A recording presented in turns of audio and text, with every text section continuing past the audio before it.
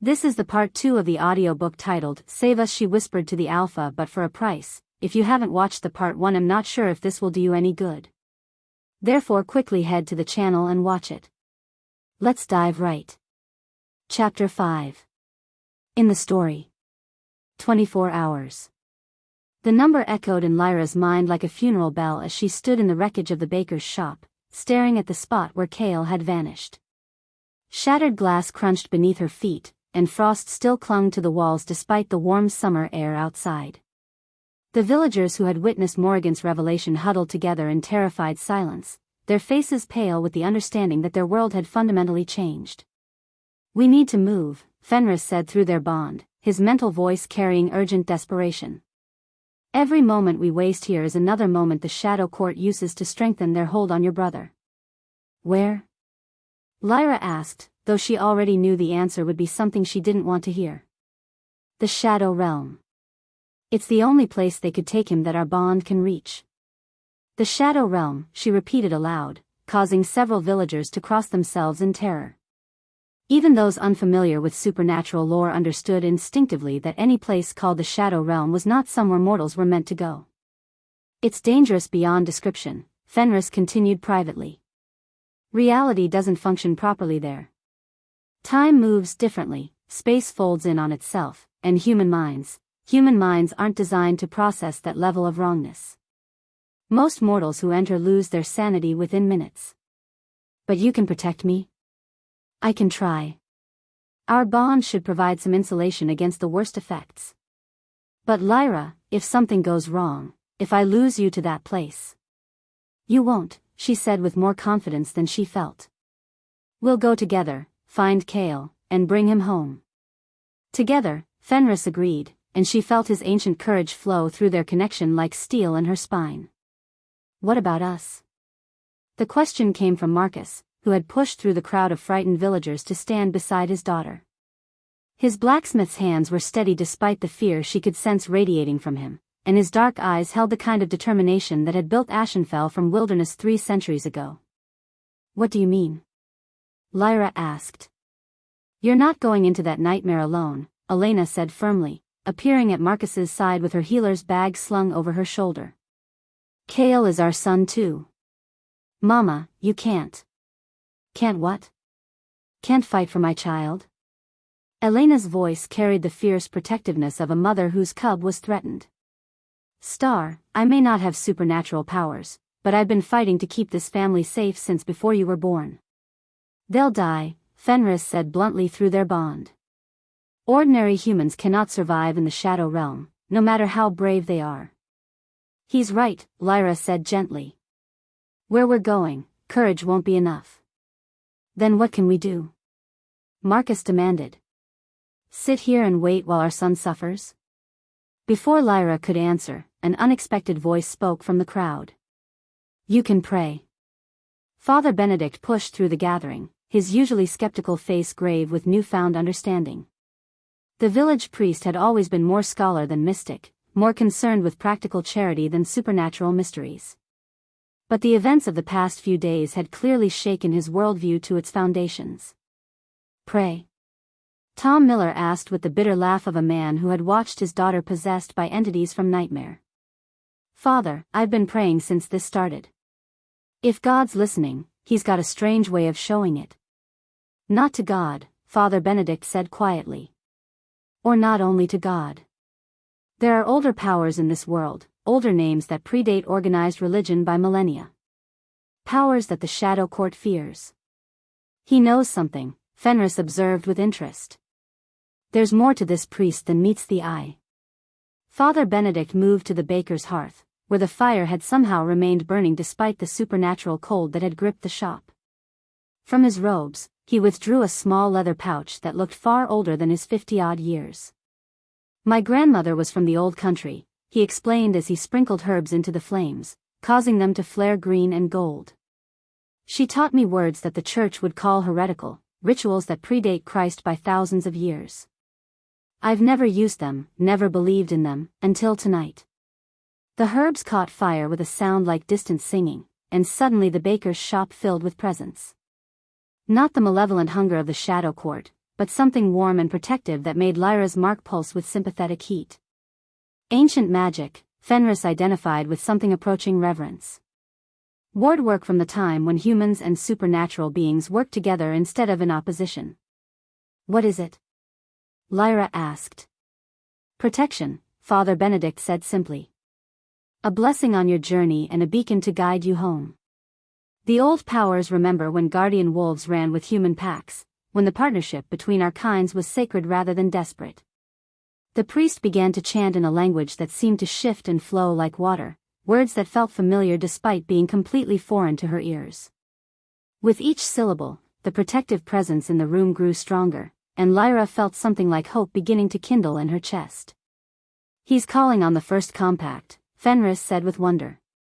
The original agreement between humans and guardians, forged when both species were young and the world was wilder than it is now. Will it help? She asked. It will help you remember who you are, no matter what the Shadow Realm shows you. And it will ensure that some part of you always finds its way home.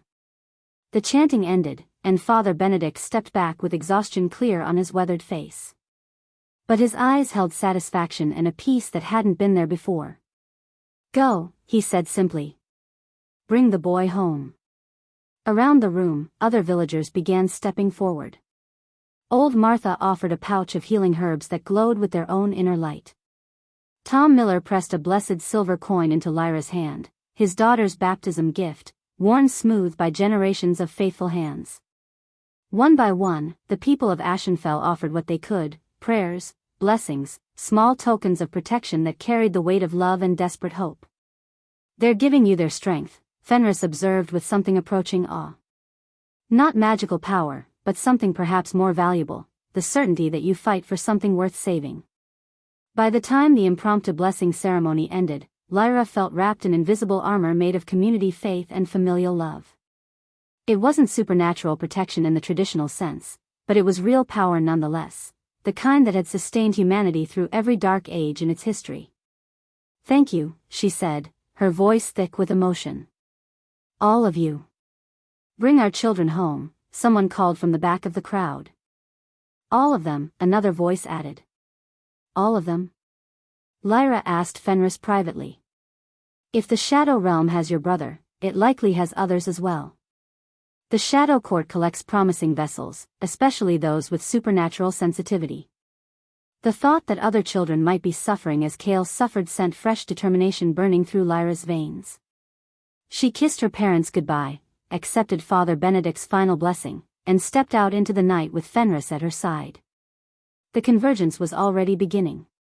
Above them, the three moons hung in perfect alignment, silver, gold, and deep crimson like a drop of blood against the star-scattered sky. Their combined light painted the landscape in colors that hurt to look at directly, and the very air seemed to thrum with otherworldly energy. The barriers between realms are weakening, Fenris explained as they walked toward the edge of the village. The Shadow Realm will be easier to enter tonight, but also more dangerous. Everything that's been trapped there for centuries will be stirring, hungry for escape. How do we get there? Through your connection to Kale. The bond of blood and love should be strong enough to pierce the veil, especially with the convergence amplifying all supernatural connections. Lyra closed her eyes and reached out with senses she was still learning to trust, searching for the familiar warmth of her brother's presence. For a moment, there was nothing, just the cold emptiness of separation. Then, faint as a whisper but unmistakably real, she felt him. Terror. Pain. A desperate, wordless plea for rescue that made her heart clench with sympathetic agony. But underneath Kale's suffering, she sensed something else, a vast, alien intelligence that watched her searching with amused patience. Morrigan. Waiting for her to come, confident that Lyra would walk willingly into whatever trap had been prepared. She wants us to find her, Fenris warned. This is almost certainly an ambush. I don't care, Lyra replied, following the thread of connection deeper into supernatural territory that existed parallel to the physical world. Trap or not, I won't leave him there. I know. It's one of the things I admire about your species. You'll walk into hell itself for those you love. Something in his mental voice made her pause. There was more than admiration there, there was longing, and beneath it, a loneliness so profound it made her chest ache in sympathy. Fenris? Keep following the connection, he said, deflecting her unspoken question. We're almost to the crossing point. But as they walked deeper into the night, Lyra found herself experiencing flashes of his memories with unprecedented clarity. Not the shared recollections that had come with their bonding, but intimate moments from his long existence that felt as real as her own experiences. She saw him as a young man, barely older than herself, standing in a moonlit grove while ancient beings offered him the choice between mortal life and immortal purpose. She felt his determination to make a difference, to stand guard against the darkness that threatened everything he loved. She experienced his first transformation into wolf form, the expansion of senses, the flood of instincts that were both alien and perfectly natural, the crushing weight of responsibility settling on shoulders too young to bear it. Most painfully, she shared his losses. Lovers who aged and died while he remained young and strong. Friends who fell in battle against supernatural threats. Partners who went mad from the pressure of carrying guardian memories, leaving him alone again and again until solitude became his default state. You've been holding back, she realized. All this time, you've been protecting me from the full weight of what immortality means. You're 19 years old, he replied sadly. You should be falling in love with mortal boys and planning a human future. Instead, you're bound to a creature who's watched civilizations rise and fall, who carries the memories of everyone he's ever failed to save. Is that why you've been distant since the bonding? You're trying to spare me? I'm trying not to poison you with my loneliness, he admitted. The bond works both ways, Lyra. My emotions bleed into yours just as yours influence mine. I've been holding back the worst of it, but tonight you can't afford to hold back, she finished, understanding flooding through her. The shadow realm will test both of us. You need to be completely present, completely connected, even if it means sharing everything. Even if it means showing you exactly what you've condemned yourself to by bonding with me. Lyra stopped walking and turned to face his wolf form directly. In the light of the 3 moons, his silver fur seemed to glow with inner fire, and his golden eyes held depths of sorrow that no mortal being should have to carry. Show me, she said simply. Lyra. Show me everything. The loneliness, the loss, the weight of centuries. If we're going to survive what's coming, I need to understand exactly what I've chosen. For a moment, she thought he might refuse. Then the barriers he'd been maintaining since their bonding dissolved entirely, and the full scope of his existence flooded her consciousness. Loneliness. Crushing, endless loneliness that went beyond mere solitude into something approaching spiritual starvation. She felt what it was like to watch everyone you cared about wither and die while you remained unchanged, to form connections knowing they would inevitably end in loss, to carry on existing when existence itself had become a burden rather than a gift. But beneath the loneliness, she found something else, love. Not romantic love, though there had been flashes of that over the centuries, but something deeper and more enduring. Love for humanity despite its flaws, love for the light that mortal souls brought to dark places, love for the endless capacity of her species to hope and grow and become more than they were. And now, threading through all of it like silver fire, she felt his love for her. Not just gratitude for ending his isolation, but genuine affection for the stubborn, brave, impossibly determined young woman who had walked into supernatural nightmare and refused to be broken by it. The flood of memory and emotion lasted only seconds, but when it ended, Lyra felt fundamentally changed. She understood now what immortality truly meant, not just endless life, but endless responsibility, endless loss, endless choices between competing goods that never got easier no matter how much experience you accumulated. She also understood why the previous bound souls had gone mad. The human mind wasn't designed to process that level of accumulated pain and loss. Most people would have broken under the weight of such knowledge. But Lyra wasn't most people. Thank you, she said quietly, reaching out to touch his massive head with gentle fingers. For trusting me with that. For showing me who you really are. You're not horrified? Not planning to break the bond and run back to your normal life? What normal life? She laughed, though the sound held no humor. Fenris, my brother is possessed by entities from the void between worlds, my village is under siege by ancient evil, and the fate of human civilization hangs in the balance. I passed normal about 3 chapters ago. Chapters? Never mind. The point is, I chose this bond knowing it would change me. Now I understand exactly how much change it involves, and I'm still choosing it. Still choosing you. Even knowing what it will cost you? Especially knowing what it will cost me. She smiled, feeling their connection strengthen and stabilize in ways it never had before. Love isn't love if it doesn't require sacrifice. And what we're fighting for, Kale, Ashenfell, the future of human freedom, that's worth any price. Including your humanity? My humanity isn't going anywhere, she said with certainty that surprised them both. It's just going to be broader than it was before. More inclusive. More understanding of what it means to protect those who can't protect themselves. Fenris stared at her for a long moment, his golden eyes reflecting something that might have been wonder. You're not like the others, he said finally. The previous bound souls. They fought the connection, tried to maintain separation between their nature and mine. You're embracing it completely.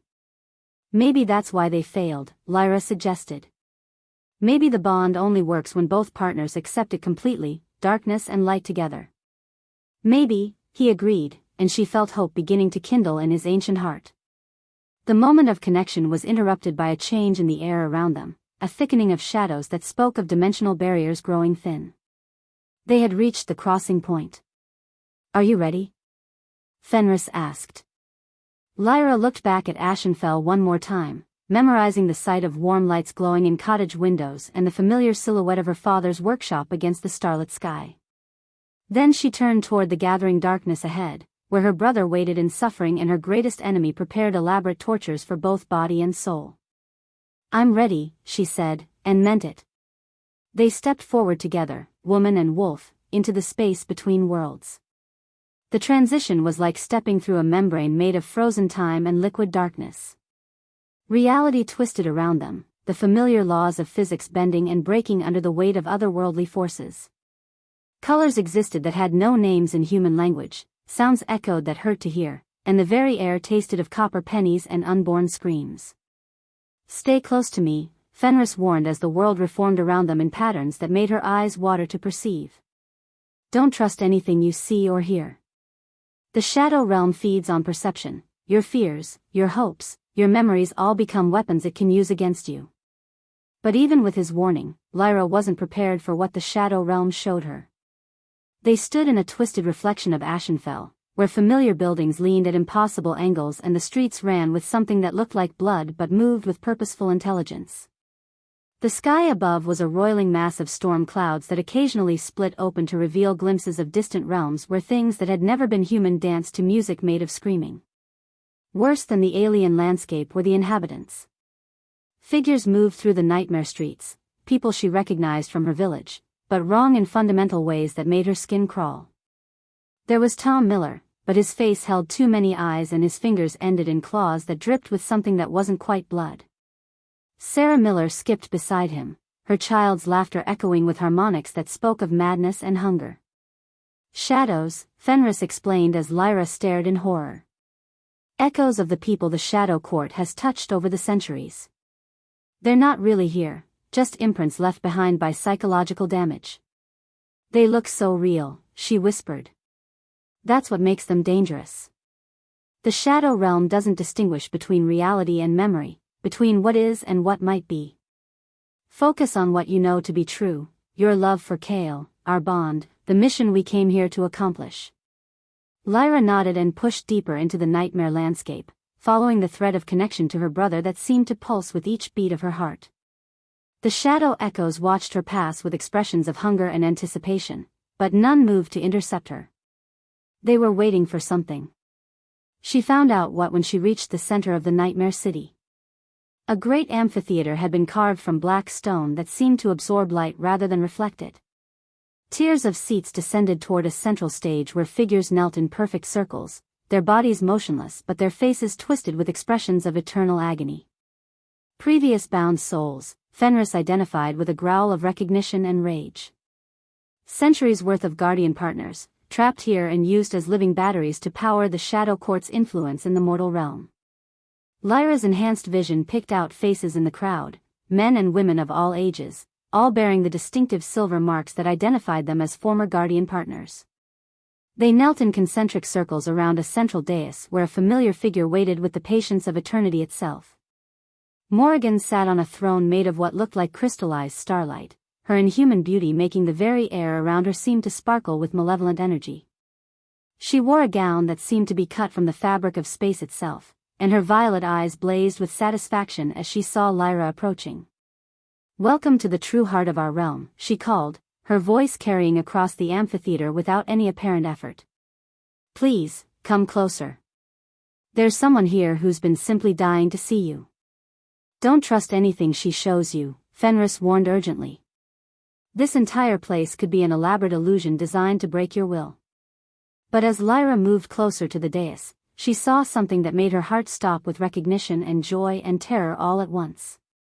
A familiar figure knelt among the trapped bound souls, an elderly woman with silver hair and marks that matched Lyra's own, her face bearing the distinctive features that had been passed down through generations of Blackthorne women. "Grandmother?" Lyra whispered. Lyra Blackthorne raised her head with obvious effort, and when their eyes met across the supernatural distance, recognition flared between them like lightning given form. "Little star," her grandmother said, her voice barely audible but unmistakably real. "You shouldn't have come here." "It could be a trap," Fenris reminded her. "A false image designed to manipulate your emotions." But Lyra's supernatural senses detected no deception in her grandmother's presence. This was really Lyra Blackthorne, trapped in the Shadow Realm for 20 years while the family she had died to save grieved her loss and struggled with the consequences of her sacrifice. "I had to come," Lyra said, moving closer despite the obvious danger. "Kale is here. The Shadow Court took him." "I know." Lyra's expression was filled with grief and terrible understanding. "They take all the children with potential, dear one. They've been collecting them for centuries, building their power base one innocent soul at a time." "Ask her about the seals," Fenris urged. "If anyone knows the truth about the Grand Severance, it would be her." "Grandmother, the ritual Fenris told me about, the Grand Severance. Is it real? Can we use it to destroy the Shadow Court?" Lyra's laugh was bitter as winter wind. "Oh, it's real. And it does exactly what they claim it does, feeds our essence directly to these monsters while convincing us we're saving the world. Then there's no way to stop them?" "There is one way," Lyra said, her voice dropping to a whisper that somehow carried across the supernatural amphitheater. "But it requires something no guardian has ever been willing to give." "What?" "Everything." Lyra's eyes blazed with sudden intensity. "Not just your life, not just your power, but your very nature as a guardian. You have to choose love over duty, connection over power, human weakness over supernatural strength." "I don't understand," Fenris said through their bond. "The Shadow Court feeds on corruption," Lyra explained, somehow hearing his mental voice. "On the moment when good turns to evil, when love becomes hatred, when protectors become destroyers. Every guardian who has faced them has fought with anger, with duty, with the desire for redemption or revenge. All of those emotions can be twisted, corrupted, turned into food for their hunger. But love can't be corrupted," Lyra said, understanding beginning to dawn. "Pure love can't be corrupted," Lyra corrected. "Love without conditions, love without expectations, love that gives everything and asks nothing in return. But such love requires the ultimate sacrifice, giving up the very power that makes you able to protect those you love." "She's talking about breaking the bond," Fenris realized with growing horror. "Voluntarily severing our connection at the moment when the Shadow Court is most vulnerable." "But without the bond, I'll be powerless," Lyra protested. "I won't be able to fight them." "You won't need to fight them," Lyra said gently. "Pure love doesn't fight, it transforms. It changes everything it touches, including ancient entities that have forgotten what genuine affection feels like." Before Lyra could respond to that cryptic statement, Morrigan's laughter rang across the amphitheater like breaking bells. "Oh, how touching," the Shadow Court Duchess said with malicious delight. "A family reunion in the heart of our power. But I'm afraid visiting hours are over." She gestured, and the amphitheater began to change around them. The black stone walls became transparent, revealing the mortal realm beyond, but not as Lyra had left it. Ashenfell was fading, its buildings becoming translucent as the shadow realm began to merge with physical reality. Through the dissolving barriers, she could see her parents standing in the village square with the other survivors, their faces turned skyward as they watched their world begin to disappear. They weren't screaming or panicking, there was something almost peaceful about their expressions, as if they were accepting the inevitable with the quiet dignity of people who had lived good lives and were ready for whatever came next. "The convergence," Fenris said with despair. "It's starting early.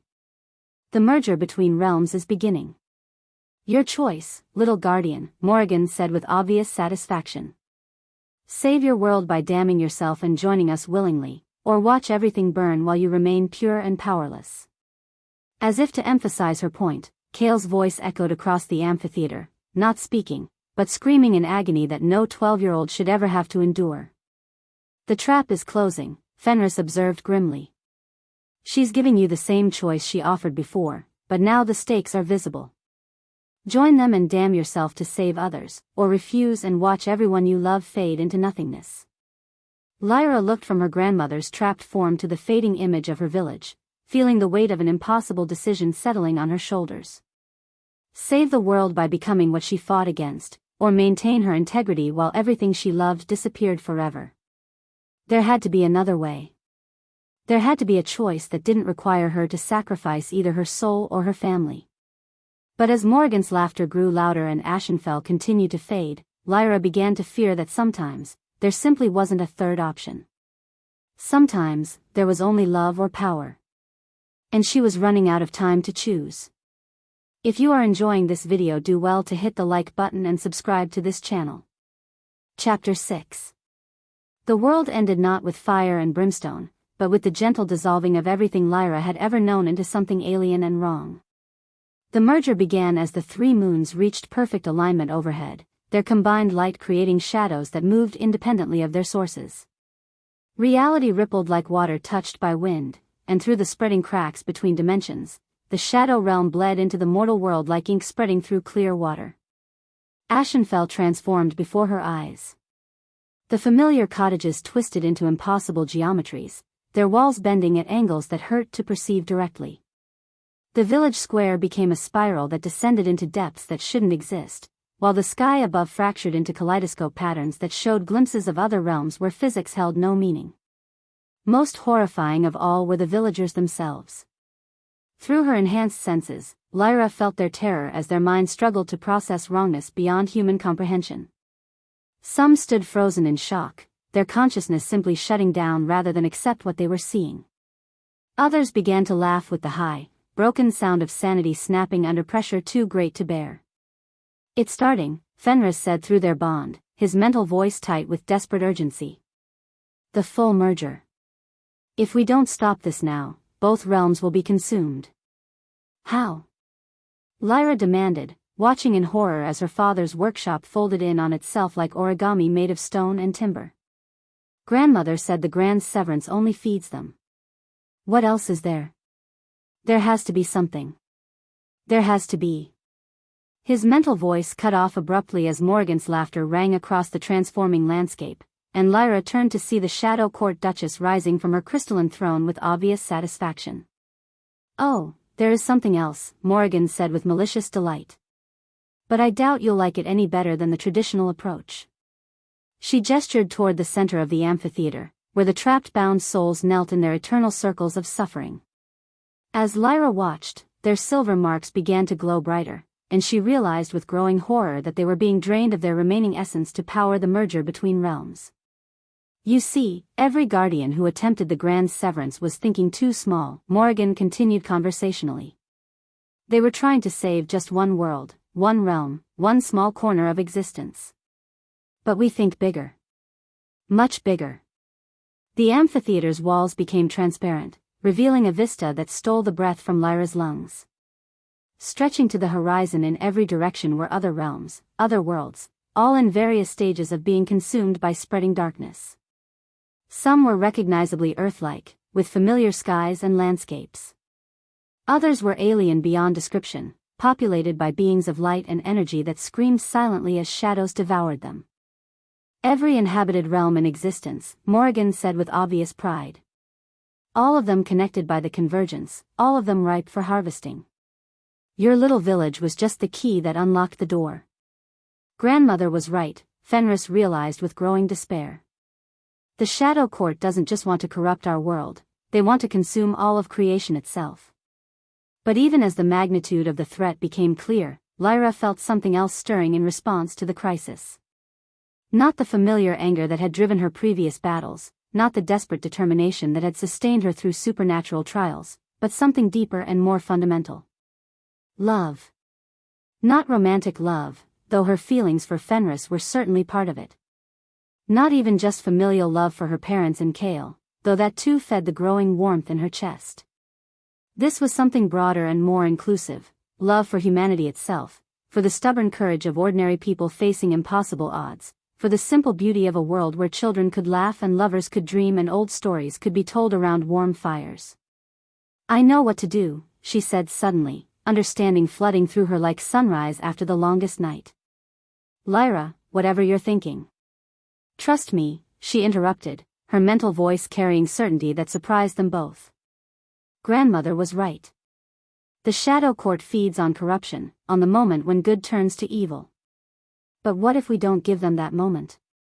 What if we refuse to be corrupted? How? Instead of answering with words, Lyra showed him through their bond.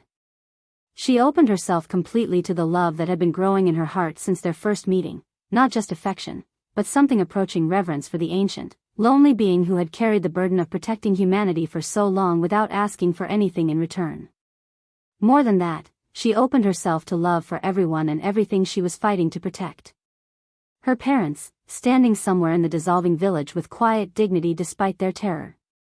The villagers who had offered their simple blessings before her journey into nightmare. Even the trapped bound souls surrounding them, whose courage and sacrifice had bought humanity centuries of protection despite their ultimate failure. The effect was immediate and devastating. Silver fire erupted around Lyra, but not the aggressive flames of guardian power she had wielded before. This was something gentler but infinitely more powerful, light that warmed rather than burned, energy that healed rather than destroyed. And most importantly, it was something the Shadow Court couldn't feed on. Pure love, Fenris said with wonder. You're generating pure love without conditions or expectations. The silver fire spread outward from Lyra's position, and wherever it touched, the merger between realms began to reverse. The twisted geometry of Ashenfell's building straightened and solidified. The fractures in reality sealed themselves like wounds healing at supernatural speed. Most incredibly, the trapped bound souls began to stir as her unconditional love reached them, their centuries of suffering starting to ease under its gentle touch. Impossible, Morrigan snarled, her beautiful face twisting with rage and disbelief. Love can be corrupted. Love can be turned. We've done it thousands of times. Not this love, Lyra said quietly, her voice carrying across the amphitheater without effort. Because I'm not asking for anything in return. I'm not trying to possess or control or change anyone. I'm just loving them. All of them. Exactly as they are. It's working, Fenris said with growing amazement. The power you're generating, it's antithetical to everything the Shadow Court represents. They literally cannot feed on it. But even as her grandmother and the other trapped guardians began to rise from their kneeling positions, Lyra felt the terrible cost of what she was doing. The pure love she was channeling was burning through her life force like fire through paper, consuming her mortal essence to fuel something greater than herself. You're dying, Fenris realized with panic. The power you're channeling, a human body can't sustain this level of energy output. I know, she replied peacefully. But it's working. Look. The amphitheater was transforming around them as her love reached every trapped soul within its boundaries. Centuries of accumulated suffering dissolved under the gentle touch of unconditional acceptance, and with each liberated guardian, the Shadow Court's power base crumbled a little more. She reached her grandmother first, the silver fire flowing around Lyra's kneeling form like a warm embrace. The elderly woman's eyes cleared for the first time in 20 years, and when she looked at her granddaughter, tears of joy and terrible understanding streamed down her weathered cheeks. "Little star," Lyra whispered. "You found the way." "I found your way," Lyra corrected gently. "You left me all the clues I needed." "Lyra, you have to stop," Fenris pleaded as her mortal body began to show the strain of channeling so much power. "At this rate, you'll burn out completely within minutes." But she couldn't stop. Not when she could feel Kale's presence somewhere in the depths of the Shadow Realm, his consciousness trapped in suffering while his body served as a vessel for ancient malice. Not when she could sense hundreds of other innocents scattered across the merged realms, all of them waiting for someone to care enough to save them. "Then help me," she said simply. "Don't try to stop me or protect me. Just help me love them all." "How?" "The same way you've been helping me all along. By choosing connection over isolation, trust over fear, love over duty." For a moment, Fenris hesitated. What she was asking went against every instinct that had kept him alive for centuries. Guardian wolves were taught to maintain emotional distance, to see their human partners as necessary tools rather than beloved companions. The kind of complete vulnerability she was suggesting had never been attempted in the entire history of their kind. But as he watched her pour out her life force to save people she'd never met, watched her face glow with joy even as her body grew paler and weaker, Fenris made a choice that changed the fundamental nature of what it meant to be a guardian wolf. He opened his heart completely. The bond between them exploded into something unprecedented, not the traditional relationship between guardian and protected, but a true partnership of equals sharing everything without reservation. His immortal strength flowed into her burning mortality, while her human capacity for unconditional love poured into his ancient loneliness, creating something neither had possessed alone. "Together," he said, and the word carried new meaning that resonated through every realm in existence. The combined power of their transformed bond reached across dimensions like a silver tsunami. Trapped souls throughout the Shadow Court's domain felt the touch of genuine love for the first time in centuries, and their liberation created a cascade effect that Morrigan's millennia of planning simply couldn't withstand. Lyra found Kale at the center of it all. Her brother knelt in chains made of crystallized despair in what looked like a mirror image of the family cottage, his young face twisted with pain as Morrigan's essence occupied his body like a parasite. But when Lyra's love reached him, something remarkable happened. Instead of fighting the possession, instead of trying to drive out the alien presence through force, she simply loved them both, her brother and the ancient entity wearing his face, the innocent child and the corrupted being that had forgotten what innocence felt like. "What are you doing?" Morrigan's mental voice carried shock and growing fear. "Loving you," Lyra replied simply. "All of you. Every lost soul in the Shadow Court, every being that chose darkness because light had become too painful to remember. We don't want your love. We want your corruption, your despair, your fall from grace." "I know. But I'm giving you love anyway, because that's what love does. It gives without asking, cares without conditions, hopes without guarantees." The effect on Morrigan was immediate and catastrophic. For the first time in millennia, the Shadow Court Duchess felt something other than hunger or malice or cold satisfaction. She felt warmth. Connection. The memory of what it had been like to care about something other than power and dominion. And it terrified her. "Stop," she commanded, but her voice lacked its usual authority. "Stop this at once." But Lyra couldn't stop, even if she had wanted to. The love flowing through her had taken on a life of its own, spreading through the merged realms like light through darkness, touching every soul that had ever been corrupted or trapped or simply forgotten by a universe that seemed too often cruel and empty. She felt Kale's consciousness strengthen as Morrigan's hold on him weakened. She sensed the other trapped children throughout the Shadow Court's domain as their prisons dissolved under the gentle assault of unconditional acceptance. Most incredibly, she began to feel responses from within the Shadow Court itself, ancient beings who had been consumed by darkness so long they had forgotten they had ever been anything else, now stirring with the faint possibility that redemption might still be possible.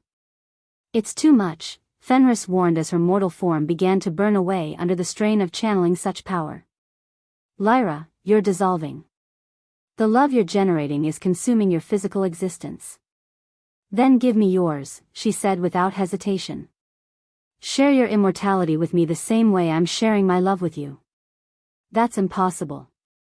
The ancient laws governing guardian wolves were written by beings who never experienced this," she interrupted, her mental voice growing faint as her body began to fade. "They never knew what it was like to be truly bonded with someone who loved them completely." "Break the laws, Fenris. Break them for love." The choice was impossible, and he made it anyway. Fenris shattered every rule that had governed his existence for centuries, pouring his immortal essence into her burning mortality in a desperate attempt to save the woman who had become more important to him than his own survival. The process transformed them both. She gained his supernatural durability while he gained her capacity for growth and change, creating something that was neither fully human nor fully guardian wolf. Two souls truly bonded as equals, Lyra realized with wonder as their separate identities merged and reformed into something unprecedented. This is what grandmother meant. This is what love can do when it's pure enough. The transformation sent shockwaves through every realm connected by the convergence. The Shadow Court's carefully constructed power structures collapsed as their trapped energy sources were liberated one by one. The merger between dimensions reversed itself as the fundamental forces that had enabled it were transformed into something the entities couldn't control or corrupt. And at the center of it all, Morrigan felt her millennia of patient planning crumble into dust. "No!" she screamed, her beautiful form beginning to waver as the realm that sustained her started to collapse. "This wasn't supposed to happen. Love is weakness. Love is vulnerability. Love is everything," Lyra said gently, her transformed consciousness reaching out to touch the Shadow Court Duchess one final time. "Love is everything worth protecting, everything worth sacrificing for, everything that makes existence meaningful instead of just survival." For just an instant, Morrigan felt it, the memory of what she had been before corruption claimed her, the possibility of what she might become if she chose differently. The sensation was so alien, so terrifying in its implications, that she recoiled from it like a physical blow. "No!" she snarled, pulling her essence back into the safety of familiar darkness. "I reject your love. I reject your redemption. I choose the void."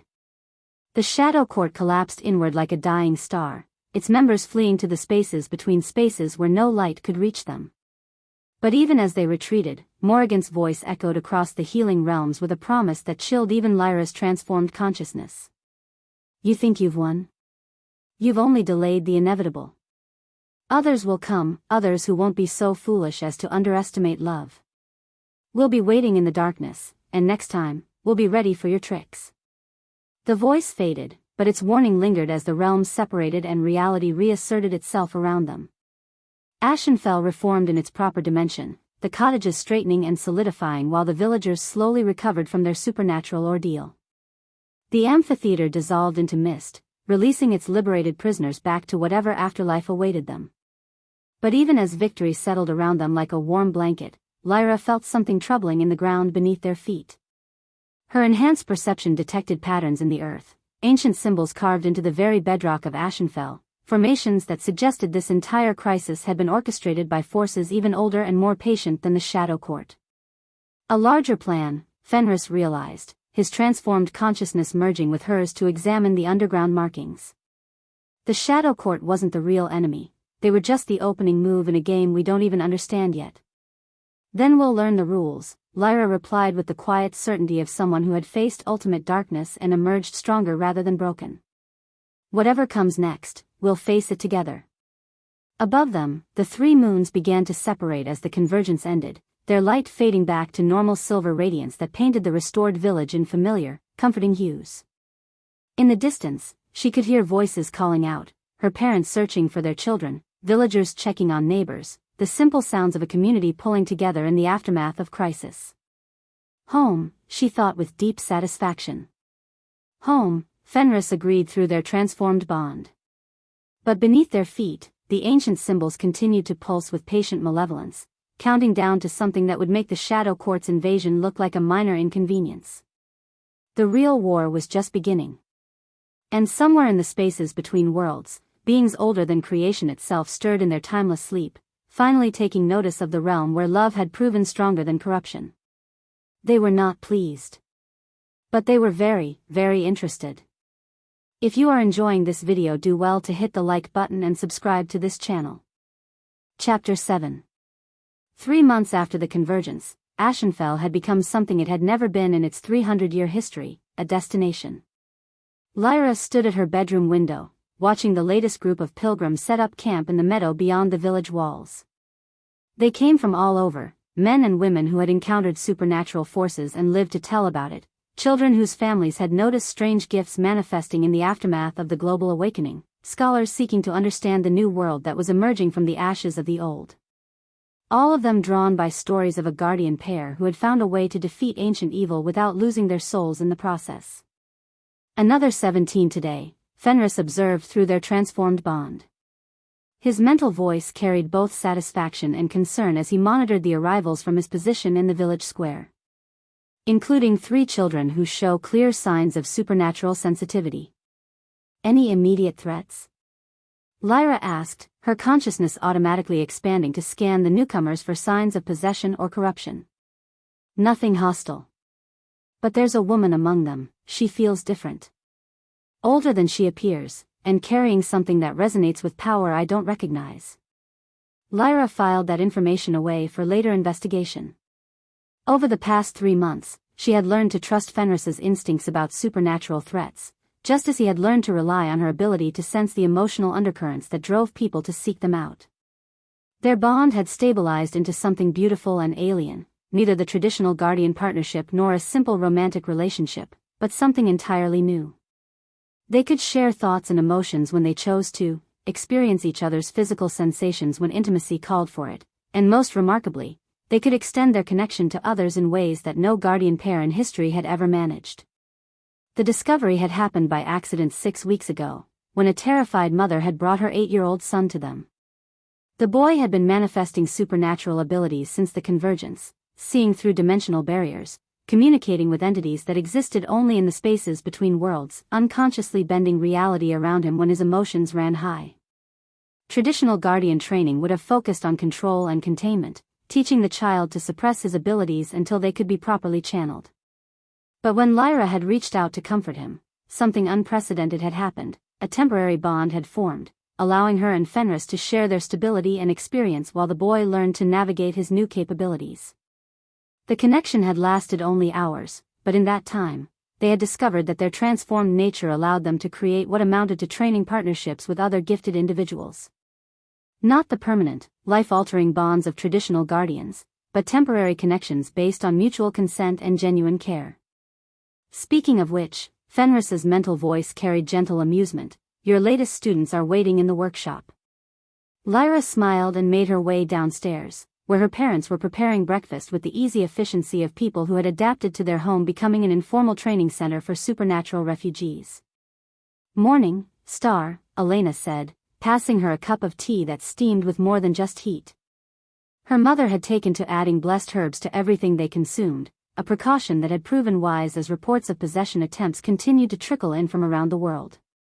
The Morrison twins are already in the workshop, Marcus added, his expression carrying the particular mix of pride and worry that had become his default since discovering his daughter's true destiny. They're eager to start, but that girl Sarah, she's still struggling with the nightmares. Lyra nodded grimly. Sarah Morrison was 12 years old and had been experiencing prophetic dreams since the convergence, visions of future supernatural threats that came with devastating clarity but no context for understanding them. The gift was powerful but traumatic, leaving the girl exhausted and terrified of sleep. I'll work with her first, Lyra decided. The temporary bond should help her learn to shield her mind while she's dreaming. And if it doesn't? Fenris asked privately. Then we'll find another way. We always do. The workshop behind the cottage had been expanded to accommodate their new role as teachers. What had once been Marcus's private smithy now housed training equipment for a dozen different supernatural disciplines, from basic meditation techniques to advanced reality manipulation exercises. But more than the physical changes, the space itself had been transformed by the constant presence of people learning to channel otherworldly forces. The air hummed with potential, and even normal humans could sense that something special happened within these walls. Sarah Morrison sat in the center of the room, her young face pale with exhaustion despite the early hour. Her twin brother Michael knelt beside her, his hands glowing with soft silver light as he tried to soothe her distress through the empathic abilities he had manifested. Twins, Fenris observed with interest. Their gifts are complementary, she sees the future, he feels the present. With proper training, they could become formidable protectors. Sarah, Lyra said gently, settling on the floor beside the frightened girl. Tell me about last night's dream. It was the same one again, Sarah whispered, her voice hoarse from crying. The dragons. They're coming from across the sea, but they're not like the stories. They're beautiful and terrible and so angry. And there's fire everywhere, but it's cold fire that burns away hope instead of flesh. Dragons, Fenris's mental voice carried sharp attention. That's the third report of dragon dreams this week. Lyra kept her expression calm despite the chill that ran down her spine. The reports had been trickling in from their students and other gifted individuals across the globe, visions of ancient serpentine forms rising from oceanic depths, of creatures that blended intelligence with primal fury in ways that spoke of civilization older than human history. May I? She asked Sarah, extending her hand with the palm up. The girl nodded and placed her small hand in Lyra's larger one. Immediately, the temporary bond formed, a gentle connection that allowed Lyra to share her stability and experience while gaining access to Sarah's prophetic gift. The vision hit her like a physical blow. She was flying over an ocean that stretched beyond the horizon, her perspective shifting and swooping as if she rode the wind itself. Below, the water began to churn and boil, great shapes moving beneath the surface with predatory grace. Then they rose, creatures of such magnificent beauty that her human mind struggled to process them. Dragons, but not the mindless beasts of medieval legend. These were beings of ancient intelligence and terrible purpose, their serpentine forms stretching hundreds of feet from nose to tail, their scales gleaming with colors that existed beyond the normal spectrum of human sight. And they were angry. Not with the simple rage of animals, but with the cold fury of a civilization that had been wronged and remembered every detail of that injustice. Their thoughts touched hers briefly, alien but unmistakably intelligent, and she felt the weight of their grievances like stones in her chest. Humans. The betrayers. The oath-breakers who had stolen what was never theirs to take. The vision shifted, showing her glimpses of the ancient past, a time when dragons and humans had shared the world in careful balance, bound by treaties that had endured for millennia. Then came the betrayal, the moment when human ambition overcame wisdom and the partnership dissolved into war. The dragons had withdrawn to hidden realms beneath the waves, nursing their wounds and their anger while humanity spread across the world they had once called home. But they had never forgotten. Never forgiven. And now, with the old magical barriers weakened by the convergence, they were returning to reclaim what they considered rightfully theirs. The vision ended abruptly, leaving Lyra gasping and Sarah slumped against her brother's supporting arms. Well, Fenris said through their bond, his mental voice carefully controlled, that explains the increased supernatural activity we've been tracking. What did you see? Michael asked, his empathic abilities picking up on Lyra's distress despite her efforts to shield it. Confirmation that our work here is far from over, Lyra replied honestly. These children deserve the truth, even if it was frightening. Sarah's dreams are showing us the next challenge we'll have to face. Should we contact the other guardian pairs? Fenris asked. The few who survived the purges and are still active? Do we know where they are? I have some ideas. Old safe houses, traditional meeting places. But Lyra, if the dragons are really returning, we'll need all the help we can get, she finished. Yes, I know.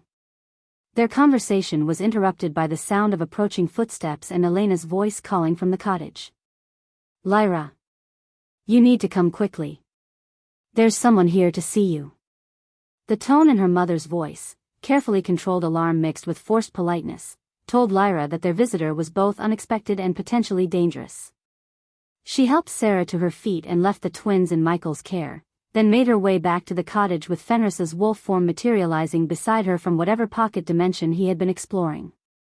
A woman stood in their kitchen, and Lyra's enhanced senses immediately confirmed Fenris's earlier assessment. There was definitely more to this visitor than met the eye. She appeared to be in her 30s, with auburn hair braided in a practical style and clothing that looked expensive but designed for travel. Her face was pleasant but unremarkable, the kind that would be easily forgotten in a crowd. But her eyes. Her eyes held depths that spoke of decades more experience than her apparent age would suggest, and when they met Lyra's gaze, something passed between them that felt like recognition despite the fact that they had never met. Shapeshifter, Fenris identified immediately. But not malevolent. She's hiding her true nature, but not out of deception, out of necessity. Lyra Blackthorne, the woman said, her accent carrying hints of places far from Ashenfell. My name is Elena Vasquez, and I've traveled a very long way to speak with you. About what? Lyra asked, though she had a growing suspicion she already knew. About the dragons, Elena replied, confirming her fears. And about the war that's coming whether we're ready for it or not. She reached into her travel pack and withdrew what looked like a simple wooden token, until it caught the morning light and revealed intricate carvings that seemed to shift and move when viewed directly. A guild marker, Fenris realized with something approaching reverence. I haven't seen one of those in 3 centuries. You know what this is, Elena observed, noting his reaction. The Order of the Silver Dawn, he explained through their bond. A secret organization dedicated to tracking and containing supernatural threats. They were instrumental in establishing the original Guardian partnerships, but they disappeared during the chaos of the medieval period. We didn't disappear, Elena corrected, somehow hearing his mental communication despite their supposedly private bond. We went underground. And we've been watching, waiting, preparing for the day when the old threats would return. She set the token on the kitchen table, where it immediately began to glow with soft silver light that made the blessed herbs in Elena's tea service hum in harmony. The Shadow Court was never the real enemy, she explained, her voice carrying the weight of knowledge accumulated over centuries. They were just the first wave, a test to see how effectively the world's supernatural defenses had been weakened by the modern age. A test we passed, Lyra pointed out. A test you passed brilliantly, Elena agreed. Which is why the real enemy has decided to accelerate their timeline. The dragons, Fenris said with growing dread. The dragons, Elena confirmed. Ancient, intelligent, and absolutely convinced that humanity's time as the dominant species on Earth should come to an end. They've been waiting for the old protections to weaken, and your victory over the Shadow Court was the signal they needed. She gestured, and the token projected images into the air above the kitchen table, scenes that matched Sarah's prophetic dreams with terrifying accuracy. They're not mindless beasts seeking treasure and maidens, Elena continued. They're the survivors of a civilization that predates human history by millennia. They ruled this world once, in partnership with the earliest human tribes, until a betrayal 3,000 years ago broke the ancient treaties and drove them into exile. The images shifted, showing glimpses of that ancient past, cities of impossible beauty where humans and dragons worked together, technology that blended magic and science in ways that modern civilization couldn't comprehend, a golden age that had ended in fire and blood when human ambition overcame wisdom. What was the betrayal? Lyra asked, though part of her already suspected the answer would be painful to hear. Humans discovered how to steal dragon magic, Elena replied grimly. Not just borrow it or channel it, but literally drain it from living dragons to power human ambitions. The practice turned humans into something approaching gods, but it required the deaths of beings who had been our allies and teachers. Genocide, Fenris said flatly. We committed genocide against our partners. The dragons who survived withdrew to hidden realms beneath the oceans, nursing their wounds and their anger while humanity spread across the world they had once called home. They've been patient, incredibly patient, but they've never forgotten what was done to them. And now they're coming back, Lyra said. Now they're coming back, Elena confirmed. They want to reclaim their world, and they're not particularly interested in coexistence this time. From their perspective, humanity has proven itself untrustworthy and dangerous. The kindest mercy they're likely to offer is quick extinction. The kitchen fell silent as the implications sank in. The Shadow Court had been malevolent but ultimately alien, entities from the void between worlds that wanted to consume everything. But dragons were native to Earth, with legitimate grievances and the power to back up their desire for justice. How long do we have? Lyra asked. The first scouts will arrive within days, Elena replied. The main force, weeks, maybe a month at most. They're not trying to hide their approach. They want humanity to know they're coming, to feel the fear and helplessness of facing an enemy they can't negotiate with or appease. What does your order propose we do about it? Fenris asked. Elena's smile was grim but determined. We fight. Not to destroy the dragons, that would be both impossible and morally questionable given our history, but to find a way to coexist that doesn't require the extinction of either species. And if that's not possible? Then we make our stand and hope that love proves stronger than vengeance, Elena replied, her gaze moving meaningfully between Lyra and Fenris. Your victory over the Shadow Court has given us hope that there might be another way, a path between destruction and surrender that previous generations never discovered. Lyra felt the weight of destiny settling on her shoulders once again, heavier than before because this time she understood exactly what she was accepting. The Shadow Court had been evil in the truest sense, entities that sought only to corrupt and consume. But dragons were something else entirely, ancient beings with legitimate grievances and the power to reshape the world according to their will. Fighting them would require more than love and determination. It would require wisdom, diplomacy, and the kind of moral courage that could admit to historical wrongs while still defending the right of current generations to exist. Are you ready for this? Fenris asked through their bond. Lyra looked around the kitchen, at her parents, who had already sacrificed so much for her supernatural destiny, at the token that represented centuries of hidden preparation, at Elena, whose eyes held the weight of knowledge too dangerous to ignore. Then she thought of Kale, sleeping peacefully upstairs after months of nightmares. Of Sarah and Michael, learning to control gifts that could either save the world or doom it. Of all the other gifted individuals who looked to Ashenfell as a beacon of hope in an increasingly dangerous world. I'm ready, she said, and meant it. Together? Fenris asked, echoing the promise they had made in the Shadow Realm. Together, she confirmed. Elena nodded with satisfaction and began gathering her things. Then we'd better start preparing. The dragons have had 3,000 years to plan their return, and they're not going to be as accommodating as the Shadow Court. As she reached the door, she paused and looked back with an expression that held both warning and promise. One more thing you should know, she said quietly. The dragons aren't coming alone. They've spent 3 millennia forging alliances with every supernatural species that has a grievance against humanity. When they arrive, they'll be leading a coalition that includes things far older and more dangerous than anything you've faced so far.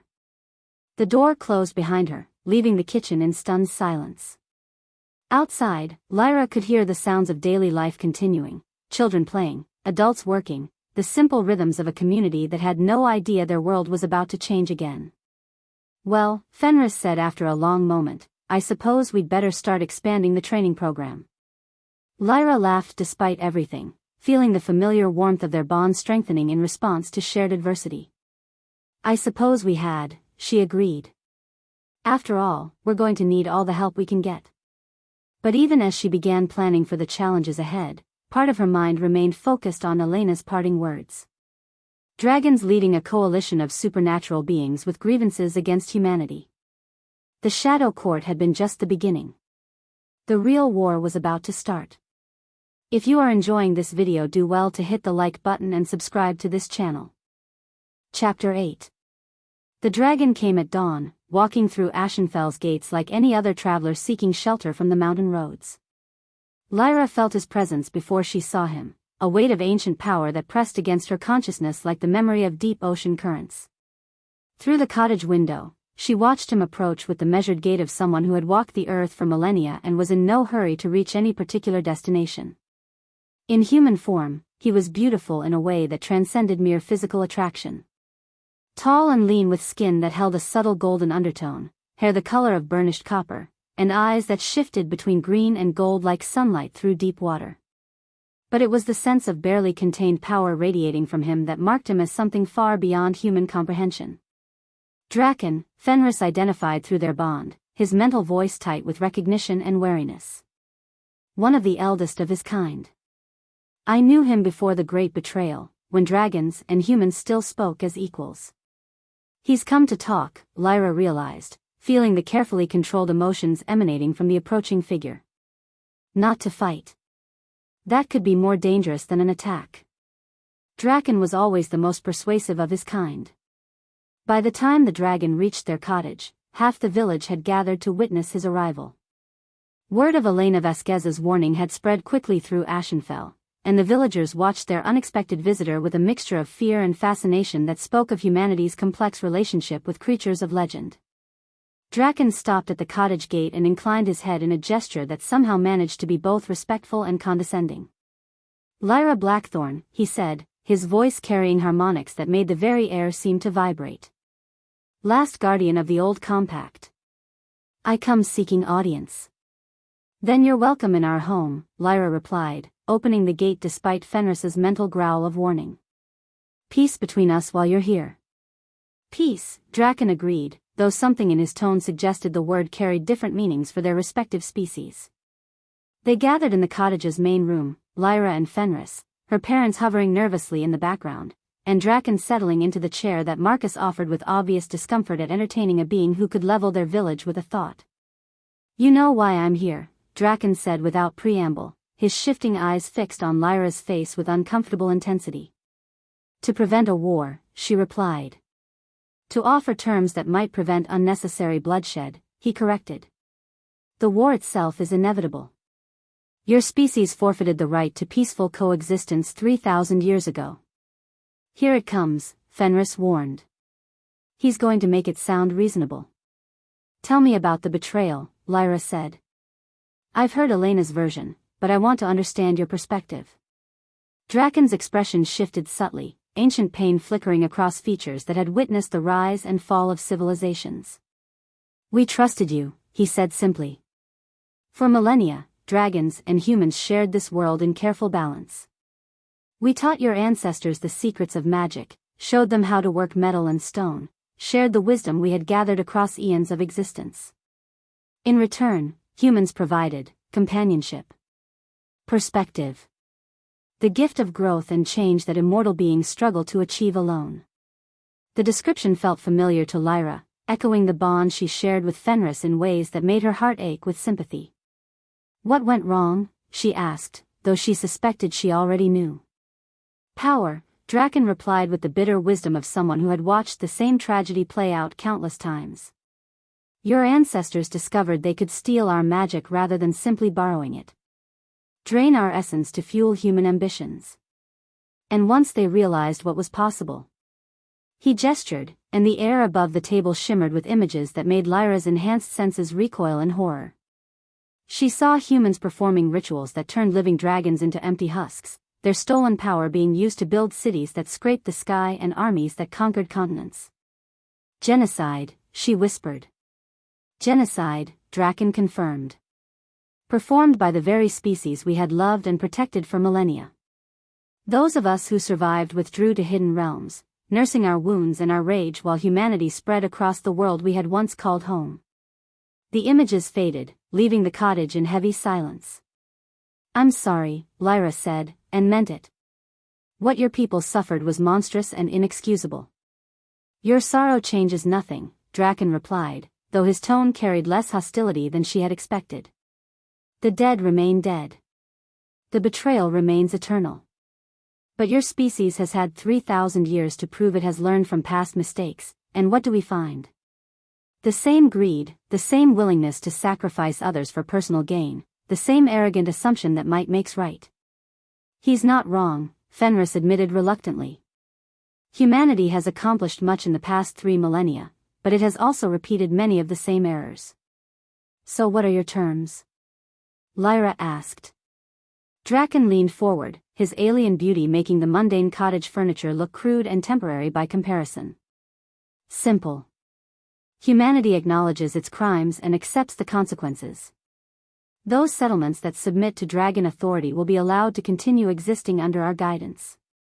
Those that resist. He shrugged eloquently. The choice is yours, but the outcome is inevitable. And the supernatural community? Lyra pressed. The other species that have allied with you? Share our perspective on humanity's trustworthiness, Draken replied. Vampires who remember being hunted for sport. Fey courts that watched their ancient forests burned for farmland. Elemental spirits whose sacred places were desecrated by human expansion. We all have grievances, Guardian. And we all have long memories. The weight of accumulated injustice pressed down on the room like a physical force. Lyra could feel the truth in Draken's words, the legitimate anger of species that had been wronged by human arrogance and cruelty. But she could also sense something else, a weariness that spoke of beings who had been carrying their pain for far too long. There has to be another way, she said finally. Such as? Coexistence. Real coexistence, based on mutual respect and shared responsibility rather than dominance by either side. Draken's laugh was like distant thunder. Coexistence? Child, your species has had 3,000 years to demonstrate its capacity for peaceful coexistence. The evidence suggests otherwise. Because we've never had the right framework, Lyra insisted, an idea beginning to form in her mind. The old treaties were based on human need and dragon generosity. One side gave while the other took, and eventually that imbalance led to betrayal. Where are you going with this? Fenris asked through their bond. What if we could create something different? Something based on what we have? Understanding flowed through their connection, followed immediately by alarm. Lyra, no. The risk. Everything worthwhile involves risk. You taught me that. What do you propose? Draken asked, noting the silent exchange between Guardian and Wolf with obvious interest. Lyra took a deep breath, knowing that what she was about to suggest would either save both their species or destroy them all. A new type of bond, she said. Not the old system where one species served another, but true partnership between equals. Multiple species linked not by duty or necessity, but by choice and mutual affection. Impossible, Draken said immediately. The magical structures required for such a working don't exist. They do now, Lyra replied, standing and moving to where Fenris sat in his wolf form. She placed her hand on his great head, and immediately their transformed bond flared to visible life, silver fire that danced between them like captured starlight. Our connection isn't based on the old Guardian compact, she explained as Draken stared in obvious fascination. It was forged in love, tempered by sacrifice, and strengthened by our willingness to become something new together. What if we could replicate that on a larger scale? It would require you to open yourself to multiple species simultaneously, Fenris warned. The mental strain alone could kill you. Not if you anchor me, she replied. Not if love keeps me grounded while my consciousness expands. Draken rose from his chair, his alien features showing an interest she hadn't seen before. You would risk your sanity, your very existence, to forge peace between our kinds? I would risk everything to give both our species a chance at something better than endless cycles of war and revenge, Lyra corrected. And if the bond corrupts you? If opening yourself to so many different forms of consciousness drives you mad or transforms you into something monstrous? Lyra looked around the cottage that had been her home for 19 years, at the parents who had raised her with love and wisdom, at the wolf who had become more than partner or lover, he had become the other half of her soul. Then you'll know that at least one human was willing to sacrifice everything for the chance at peace, she said simply. The dragon stared at her for a long moment, his shifting eyes reflecting depths of thought and emotion that spanned millennia. Very well, he said finally. I will contact the coalition leaders. If they agree to witness this working, and if you survive it, we will consider your proposal. When? Fenris asked. Tonight, Draken replied. Under the dark moon, when the barriers between species are thinnest. But know this, Guardian, if your working fails, if this proves to be another human deception or manipulation, there will be no second chances. The war will begin immediately, and it will not end until one side or the other is extinct. After Draken left to contact his allies, Lyra spent the day in preparation that felt remarkably like planning for her own funeral. She wrote letters to Kael and her parents, explaining her choices and her hopes for the future. She walked through Ashenfell one last time, memorizing the faces of people who had become family over the past months of supernatural crisis. Most importantly, she deepened her connection with Fenris until their bond felt less like two separate beings linked together and more like a single consciousness experiencing itself from multiple perspectives. "If this goes wrong," she said as they sat together in the cottage garden, watching the sun set over the mountains that had sheltered their village for 3 centuries, "I want you to know that I regret nothing. Bonding with you, fighting the Shadow Court, accepting this destiny, all of it has been worth it." "You're not going to die," Fenris replied with the fierce certainty of someone who had already lost too much. "I won't let you. You might not have a choice. If opening myself to multiple species simultaneously tears my consciousness apart, then I'll hold the pieces together until you can reassemble them. That's what love does, Lyra. It endures. It persists. It refuses to accept defeat even when logic says all hope is lost." The ceremony began at midnight, in the same meadow where pilgrims had been camping for months. But tonight, the human visitors had been joined by representatives of species that most mortals had never seen outside of legends and nightmares. Draken stood in his true form at the center of a great circle, a serpentine giant whose scales gleamed with their own inner light, whose presence made the very air shimmer with barely contained power. Around him, arranged at the cardinal points, stood representatives of the supernatural coalition that had allied with the dragons. A vampire lord whose beauty was matched only by the predatory grace that marked him as an apex predator. A fey queen whose alien features shifted between hauntingly lovely and utterly terrifying depending on the angle of observation. An elemental spirit of fire whose form wavered between human and living flame. And at the north point, a being so ancient and alien that Lyra's enhanced senses could barely process its existence, something that had walked the earth before the first humans discovered fire. The Primarchs, Fenris identified with something approaching reverence. The original supernatural powers, the beings who shaped the world before any of the younger species existed. Elena Vasquez stood at the circle's edge with a dozen other members of the Order of the Silver Dawn, their hands glowing with protective magic designed to contain any catastrophic failures. But Lyra could see in their faces that they understood the truth. If this working went wrong, there would be no containing the consequences. "Are you ready?" Draken asked, his draconic voice carrying harmonics that seemed to resonate in her bones. Lyra looked at each representative in turn, seeing millennia of pain and anger and justified grievance reflected in their alien features. But underneath those surface emotions, she sensed something else, hope, carefully hidden but undeniably present. The hope that maybe, finally, there might be another way. "I'm ready," she said. The first connection formed with Draken himself, and immediately Lyra understood why no previous guardian had attempted such a working. The dragon's consciousness was vast beyond human comprehension, memories stretching back to the world's youth, knowledge accumulated across eons of existence, emotions that operated on scales her mortal mind wasn't designed to process. "Focus on love," Fenris reminded her as her sense of self began to waver under the alien weight of draconic thought. "Remember what grounds you." She did, using her love for Fenris as an anchor while carefully extending tendrils of connection toward the vampire lord. His consciousness was different from Draken's, sharper, more focused, carrying the predatory clarity of a being who existed by consuming others.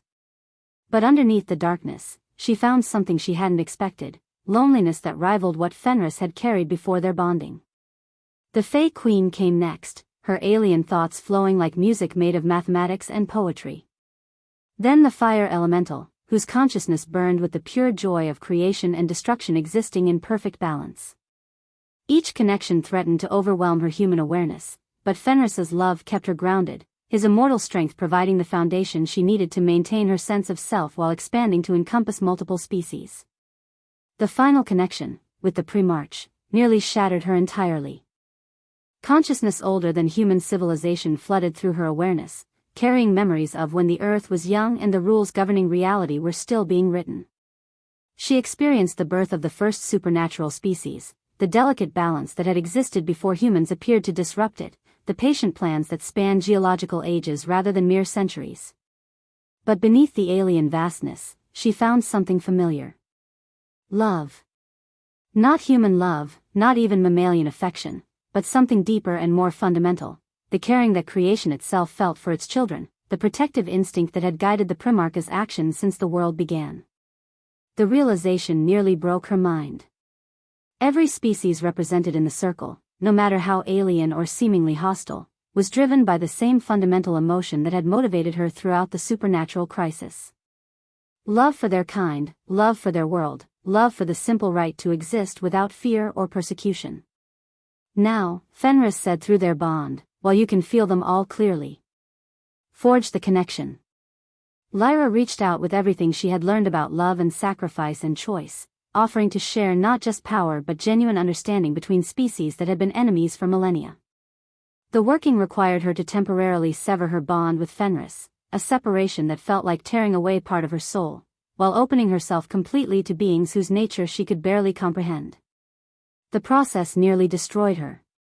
Pain beyond description flooded through her consciousness as her human awareness tried to expand enough to encompass multiple alien perspectives simultaneously.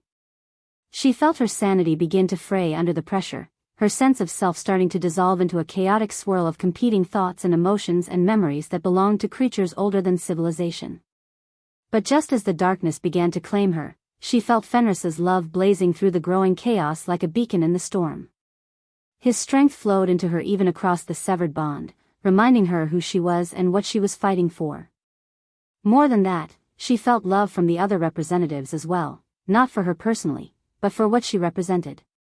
Hope. The possibility that their ancient wounds might finally be allowed to heal. The new covenant formed like a flower blooming in fast forward, connections of light and love and mutual understanding stretching between beings who had considered themselves eternal enemies. Not bonds of dominance or submission, but partnerships based on choice and respect and the revolutionary idea that difference didn't have to mean conflict. When the working ended, Lyra collapsed to her knees in the center of the circle, her human form barely able to contain the expanded consciousness she now carried. But she was alive, aware, and fundamentally changed in ways that would take years to fully understand. Together, she whispered, and felt the word echo through multiple species simultaneously. Together, came the response from dragon and vampire and fae, from elemental spirits and ancient powers, from beings who had spent millennia preparing for war but had chosen instead to try for peace. The covenant held. More than held, it thrived, creating a new framework for supernatural coexistence that offered hope for lasting peace between species that had been enemies since the dawn of recorded history. In the weeks that followed, as news of the successful working spread across the globe, delegations began arriving in Ashenfell from supernatural communities that had hidden in shadow for centuries. Not just the major powers that had participated in the ceremony, but smaller groups that had been waiting to see which way the wind would blow, were clans and elemental collectives, minor fae courts and immigrant spirits from distant realms. Ashenfell transformed from a simple mountain village into something unprecedented in human history, a true supernatural sanctuary where beings of every description could coexist peacefully under the protection of the new covenant. Lyra and Fenris found themselves serving as both guardians and ambassadors, their transformed bond making them uniquely qualified to mediate disputes between species whose perspectives often seemed incompatible. It was challenging work, requiring all the wisdom they had gained through their trials, but it was also deeply fulfilling in ways that traditional guardian duties had never been. "We did it," Fenris said one evening as they walked through the village square, watching vampire children play alongside human youngsters while their parents discussed trade agreements with visiting fae merchants. "We actually found a way to make it work." "For now," Lyra agreed, her expanded consciousness allowing her to sense the delicate balance that maintained their unprecedented peace. "But peace is something you have to choose every day, not just once." Their conversation was interrupted by the arrival of Elena Vasquez, who approached with an expression that mixed satisfaction with deep concern. "The covenant is holding beautifully," she said without preamble. "Reports from around the world suggest that similar agreements are being negotiated in dozens of locations." But, Lyra prompted, though her enhanced senses were already picking up traces of whatever had alarmed the Order representative. "We've detected new activity," Elena said carefully. stirrings from places that have been quiet for so long we'd begun to think they were permanently dormant. She gestured, and the air shimmered with images that made Lyra's expanded consciousness recoil in recognition and growing dread. Cave paintings, carved into stone walls so deep beneath the earth that no human had ever seen them. Symbols that predated every known civilization, arranged in patterns that spoke of intelligence vast and patient and utterly alien. And moving among the ancient markings, shadows that weren't quite shadows, things that existed in the spaces between reality and dream, watching the surface world with interest that had been absent for millennia. The progenitors, Elena said quietly. The beings who came before everything else, who shaped reality according to laws we still don't understand. They've been sleeping since before recorded history, but the energy released by your covenant working, it seems to have gotten their attention. Of course it did, Lyra thought with weary resignation. Every time we solve one crisis, it awakens something worse. But even as that familiar feeling of impending doom settled over her, she felt something else stirring in response. Not fear or despair, but a strange kind of excitement. She had spent months learning to work with beings who had seemed impossibly alien, forging connections across species barriers that had existed since the dawn of time. Whatever the progenitors represented, whatever challenges they might bring, she and Fenris wouldn't face them alone. They had allies now. More than allies, they had family, a supernatural community bound together not by duty or necessity but by choice and love and the shared determination to protect something worth preserving. Let them come, she said through her bond with Fenris, feeling the sentiment echo across the covenant connections to every species they had united. Whatever the progenitors want, whatever threats they represent, we'll face them together. Together, came the response from dragon and vampire and fae, from elemental spirits and ancient powers, from beings who had learned that difference didn't have to mean enmity. In the depths of the earth, ancient powers stirred and began the slow process of awakening. But on the surface, in a small mountain village that had become the heart of a new world, love continued to prove stronger than fear. And that, Lyra reflected as she watched the stars wheel overhead in patterns that now held meaning for multiple species, was a legacy worth fighting for. Whatever came next, they would meet it as one people, human and supernatural, united in the revolutionary belief that coexistence was not only possible but beautiful. The age of the last guardian was ending. The age of the united guardians had begun. But in the deepest places of the world, in caverns that existed before the first star learned to shine, something vast and patient counted the days until the children's game of peace would end and the real work of creation could begin again.